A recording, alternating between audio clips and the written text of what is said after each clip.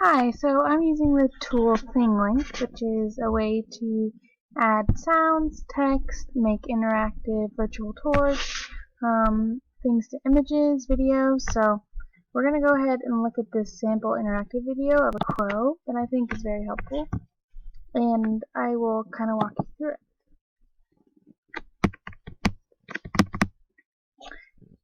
So up here on the left, if you click the book, it tells you about the magpie, things like that, and gives you a link for more information. This can help students create either their own content or their own links, or it can just help them engage them in more learning opportunities. This picture icon is obviously a picture of a magpie, and you can use the right and left arrows to go through different images, and then use the X mark to get out of it. And then over here on the right side is talking about the magpie's habitat. This is a great tool to use for just to make students more engaged rather than just an image to look at, or for reading materials, things like that. To edit, you just go up to this marker up here with the pencil.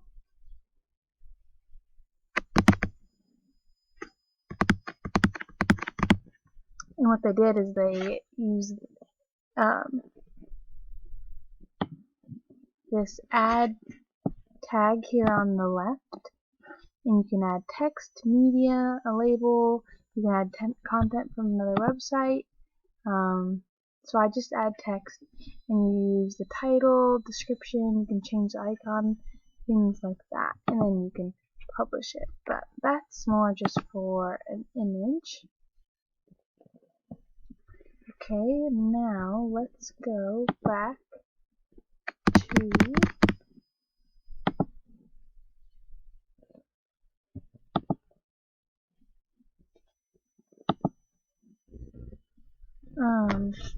let's do this interactive 3D or 360 video, excuse me.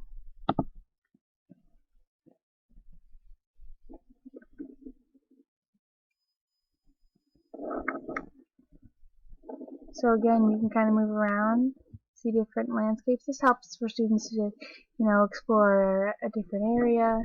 If you're in geography or social studies, things like that, and you can add little location markers.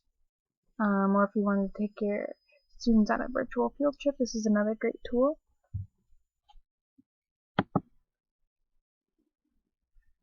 Yeah, and it just shows you where that place is. So in history, when teachers are talking about different places, things like that, it's just a great tool to use to enhance learning and engage students in what you're talking about, and kind of adapt to those different learning techniques. Okay, and you would just edit that the same way as you did the image. And let's see. And then if you go over here on the right hand side and you click create, these are all the different things that you can do. Image, 360, virtual tour, showroom, a map, presentation, infographic. So this floor plan I thought was really interesting. So then you click continue. Hello and welcome to Thinglink. We know that Thinglink is used by many people to provide information about a place or a space where people might live, learn and work. This is because Thinglink can make this experience so much more accessible. So how can we make things more efficient for our customers, our co-workers or our colleagues in using Thinglink to provide a clear, accessible floor map? So here we have an example where the floor map's actually been embedded into a website, and this is a publicly accessible floor plan. But what's nice is this mix of different hotspots with.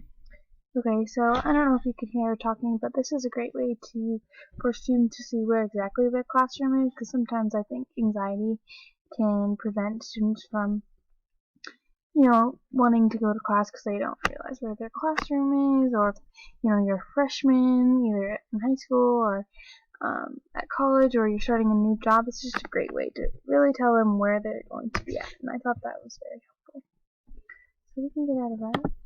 But yeah, basically this is just a way to be interactive with the world around us, but right at your computer. It's a really great tool.